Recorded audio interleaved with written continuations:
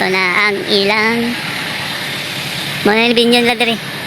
Okay, nalabis lang kali Highlands. Dari mo dari banda mo ning lang pan diri ako nindot ang area. Di ba nindot kayo? Nindot diri. Mga badi.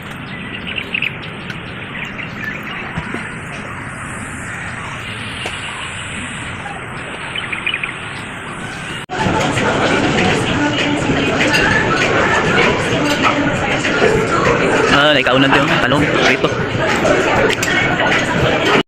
Yeah, we thank you all for joining and for coming today. And your presence showed that we did not only to strengthen your cooperatives, but also making sure that protected and informed our workers. Truly, this effort to learn and engage makes a big difference. Welcome po, and thank you again for your time and support. Pagkatrabaho tayo po sa kasi natin nangyari sa atin. Okay, so, yan po. And, ay ba, tayo sa lunch break, maaaring mag-itong tayo sa wala ng mga accidentes na nangyari kung isa natin ang time at distance at kung walang pakabayaran ng isang epidemyo. So, importante pong walang negligence sa parking worker po natin. Kasi even though, doon po siya sa work, accidente, kapag meron po tayo nakikita may pabayad si worker, balik po ma-deny yung rate niya for it. Number 6 po, walang kapag siya lalabas, kapag may accidente ako sa kahit anong company service, okay. I-provided po na official din yung lakad ng mga empleyado. Journal sponsor activity, yan lapit na po yung Christmas party. Okay, so, accident natin journal activity sa company or any company sponsored activity po, pwede kami cover sa ating program. Okay, like, company building, sports fest, Christmas party, ano ba, birthday po, pwede ko siya.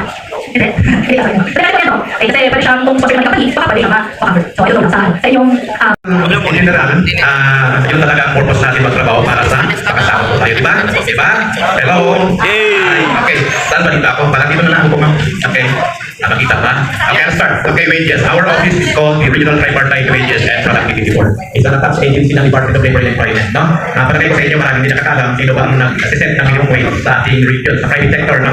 And probably, ay papaliwanag ko in brief, my presentation will take only 30 minutes, no? Or 20, palagay ko, okay na yan. So, okay, let me handle the, ano ba yun? Itong remote. Ikaw? O, sige ko. What's your name, ma'am? So Mariel na lang daw. Thank you, Mariel. Okay. First class. First page. Okay, next. Okay. Dali na nga, diba? So, nag-shortcut siya.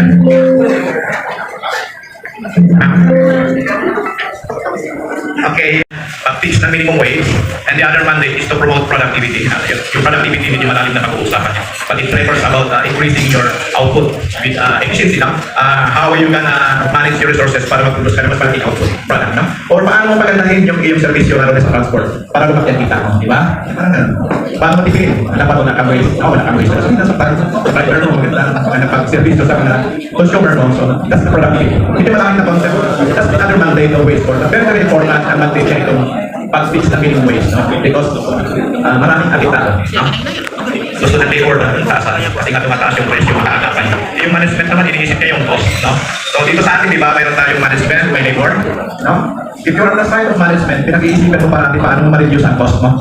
At nakikita always ng management na yung wages is a direct cost, no? Yung sweldo, kahit sa accounting, you know? But sa labor naman, tinitingnan nila yung paano kami, no? Kung hindi kami mataas ng sahod, tumataas yung ating cost of living, paano kami. So, dapat nagkakaintindihan po tayo. Yan po ka lang. Ganun kahalaga ang partnership. Pag wala naman management, wala naman labor. Pag walang labor, walang negosyo. Diba?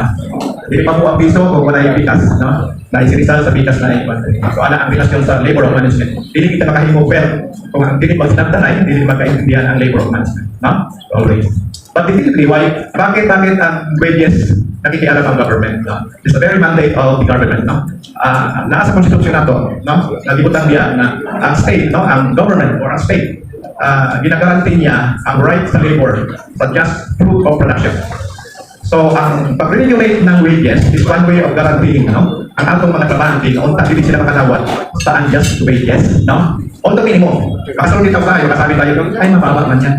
Kasi nga po, minimum lang po talaga ang sineset natin. But in that manner, at least nagagaranti natin na yung mga trabahante, hindi siya maabuso sa unjust or very, very low wages. No? That's why minimum wage is mandatory. Pag hindi ka maghangad ng minimum wage, na ay violation sa labor. No? So, it's one way. Now, ang wage board, ang makadawat ng katong mga minimum wage earner o katong maapektuhan sa katawag katong wage social. Okay naman? Next. So, na siyang powers and functions paliban sa pag-fix ng minimum wage o pag-promote sa productivity, ito tinagay niya ang kapalawak sa concept. may mga programa. Kami mo nagkakalimig pa mga trainings, no? Sa inyo siguro training sa mga very effective ng service quality. Baon sa nato pa namin ang atong kwalidad sa atong service sa atong mga kasi kami nato sa mga consumer riders, no? Public mga riders nato baon sa nato pa namin ang atong servisyo, no? Di ba? Mas masarap siya masugod. Ang kalamig sa pagservisyo naman, sugod din sa tuwan, no? Smile, kaligo, dami ang sakyanan, limpyo, di ba po? Isang cambio. Anak kita sa mga kapatid sa servisyo, no? Sabi naman gina, sabi kita mo, driver, jali kayo, motor jali kayo, sakay na dito. Kamay na rin sa atupin. Sana siya, quality service para consumer dito. Kung reklamo, kung sige sakay nimo, balik-balik. Sama na siya, matay nito, pinatay. Kung dagat ka uban pa, no? Nakating training, may mga research sa pamano. May mga technical assistance sa mga company na gusto nila pinapagdapat sa kanya mga company nga mas paskuan. May mga company nga nila mas pinapis rate. No? Ang coach of rate. So, kailangan na ang pis rate. So, pwede mo naman, hindi mo anak, pag-determine kung kapila na siya. No? O, pis rate natin pinapasay ito, pis rate natin.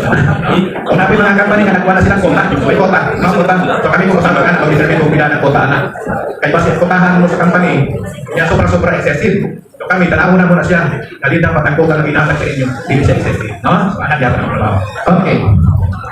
Sa kapatid, basketball na siya. Dahil na siya. Pag-ingatan mo naman mag-generalize ang pag-fix sa minimum wage. Anong dili na national? Kaya kita daw sa mga nagmuna sa pagkataon na ang kada rin yun kahit nahin ang cost of living. No? Manila, Davao, din sa tuwa, nagkapuntas ng tinatong mga, no? Ang mahal sa tuwa ay mga kanboods, no? Kaya ito maraming iban sa Manila. Bago sa mga iwan mga pagkawan mas tuwa rin. Kanak siya, kita na. Wala na siya yung difference kasi na-agree na sila. So sa purpose sa labor, iba na labor laws, may effect siya sa payment of benefits and wages. Okay? Okay, next. Services to respect, kagaya ng transport. Ang kinakita rin yung personal or household, no? Pero kahit na nakakita kayo ng personal or household, because isa na lang kayo sa page order, nabitong na mo sa non-agree. Yan, dami pwede kayo sa retail service. Kasi matibatin po siya ang inline sa kanang personal or household use. Like ko ba? Kanang waiting time nila, issue na wala. Ang waiting time. Wala na waiting time. Wala yung ikot kayo sa kapag na ko, mag-charging. Lugay ng charging, may 1 hour. Consider as working hour ng waiting time. Okay. Okay. Isa na sa kami ko niya. Okay, Miss Ma'am. Sige, pinagkakaroon kami yung promise kanina. Okay, cover. Okay, cover sa atong page order. All waiters in the private sector. No? Regardless sa sinong posisyon. Imo designasyon. Status pay rate, casual, magkaroon casual, kapanangitan, part-time or what? Covered ka, no? Or sa may dito ni Pang, kaya, quota, fish rate, ano siya, pwede ma-apply ang minimum wage na. And just ang minimum wage na, so pang supportedly, muna siya pinabagyan sa mga pagyaw fish rate. No? Okay? That cover, hindi na cover na kasama yung payment. Kasi pwede na sila wage order, no? Hindi na cover, ato mga drivers sa family, pag driver, hindi na cover. Hindi ko na sila cover sa wage order. Yung mga family driver, sa transport, hindi na sila cover sa wage order ng 430, hindi ko na cover sa katabahay. No? Depende sa inyong sa imong ako. Kontraktual na inyo. Hindi naman ginabot ang bukit mo na kayo. Wala mong taxi driver hindi sa cover namin. Kontraktual lang. Over sa ilang batas, ang civil code na to sa contract. Ano siya? Okay.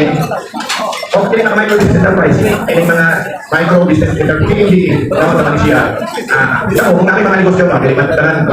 Ini sa transport na kayo sa inyo na negosyo mawan. Ang BNB sa kabatas na nag-provide of incentive for those companies na 3 million ang assets and below. Excluding ang land and building, capitalization ng 3 million and below, pwede ka mag-apply sa BNBE. Kung sa'yo privilege niya, hindi ka cover ng minimum wage. No? Exempted ka sa dole na kung kaya sa sinanalo kung kaya ka mo, no? 430. Ibig sabihin, whatever ang sagot mo sa trabahan, tini mo, o kamo pinasweldo, okay na. Exempted mo sa dole, sa minimum wage mo, or exempted mo sa income tax sa BIR. 3 million in below, muna sa ginahatan na sa privilege. Sa mga kapatid, gagawin na naman. Di-appeal mo gudang Appeal na ito ang asid sa kanang meron sa utang pa. Dili na ta micro. Small na ta. Ako ba yung contest na dito nga? Dili mga naamuan. May butas pala? Tag. Klaro na ba? Yes, sabihan ko. So, we are from the Department of Labor and Employment, Regional Office, Technical Support Services Division. Ako po si Chloe, and then nagkasama nito ako si Christine later. For me, I'll be discussing the General Labor Standards and OPM requirements natin at the General Labor Standards. So, pag pinag-uusapan yung General Labor Standards o GLS, yung atong acronym no, sa standards, Isa magiging pasabot aning general labor standard. Okay. So, una-una, sa pagkita ng reference no, sa general labor standard, balik, pamilya naman siguro ka sa labor code, di ba? We have the labor code. Tapos tayo ngayon na kaning yellow book, natiling yellow color, no, sagol, na buwa, na green. But generally, it's called the yellow book or yung ating occupational standard, we'll discuss later by Ms. Christine. So, dito nakaloob, no? Basically, dito nakaloob yung ating mga requirements at statutory and regulatory na mga requirements. For the private sector, sama sa Kikon, isabi kanina o in this case siguro kanina, yung coverage na nasabi, sino ang covered ng ating standard, kaning requirements. Kita ba as covered po, mami? Covered ba lagi ako sa general labor standard? Generally, yung cooperatives who are operating business and economic activities, meron mang iba't ibang klaseng cooperative, di ba? May mga labor service cooperatives, QR transport cooperatives, o may mga finance credit cooperatives, and so on and so forth, no? Cooperatives, although meron kayong certain benefits siguro in terms of sa context ng access, siguro, or sa panadya, but when it comes to our labor standards, covered po tayo dahil tayo po ay nabilong sa private sector. Tama ba? Private sector ba yung tanaw sa inyong kabulingon? Sa inyong ko? Yes. Yung labor code, sino yung saklaw ng labor code? It is the private sector, private establishment. So, cooperatives being a private establishment, ibig sabihin, saklaw tayo ng labor code. Okay? Next up. So, ano ba yung yun yung minimum wage. Generally speaking, yun yung minimum wage. Or reasonable, yun yung for 30. Pero kung halimbawa, nakikita ka reasonable, generally speaking, yung fair natin, ano yung ating pang 8 hours na sweldo, yun yung minimum wage. Minimum wage is set for the normal working hours, which is 8 hours. Pang 8 hours nila ang ginaset ng minimum wage. Yun yung represent ni Sir Rene, ang kanina mo bibigyan kanina. So, pag yung kanina part-time, nagkaroon kanina part-time, maybe less than 8 hours yung trabaho. Sabi ni Sir Rene, hindi ba yung nag-pay? Hourly rate yung labas, di ba? Tama ba? Hourly rate na nakabase pa rin sa ating minimum wage. Okay? So that is for salaries and wages. Basic na principle, a day's wage for a day's work. Dapat tama, fair, timpang lang. Hindi pwede tuduan o tapos ba? Okay? Next, pwede yun na pang other benefits. No? So, yung sabi ko nila, for 130, ito yung ating present na wage order. Wage order number RB XIR 24. Okay? Saan tayo nabilog? Sabi ko relative sa utang niya? Definitely, hindi tayo pasok sa service. Hindi tayo pasok sa retail. Di ba? And definitely, dili mo nabilog sa upgrade. Lagi mo dito sa upgrade. Okay? Pasok na siguro tayo isang kinimplement yun. Okay? So yun po yung ating standard for the minimum wage. Yung ating present prevailing wage order. So, pag hindi ka kahapon, merong public hearing. Okay, na-invite. Kasi may notice naman yun ba? It is publicly posted. No? Pinapost ko yan publicly. May notice yan sa public. Kaya pwede kayo matay, hindi kayo invite. Hindi kayo napadala ng special invitation na personal address sa inyo. Pero it is publicly informed, no? Na-inform sa publicly. So pwede kayong pumunta sa So, okay, next. Pero kung may association kayo, pwede kayong ma-represent ng association ng mga cooperative or transport cooperatives. Meron pa kayong federation kung tawagin. Yun yung isang role ng inyong mga take ko na din in behalf of the cooperative. Okay, next month. So we were discussing a while ago yung hours of work. So napagito na rin natin siguro kung ilan yung hours of work. Okay, next slide.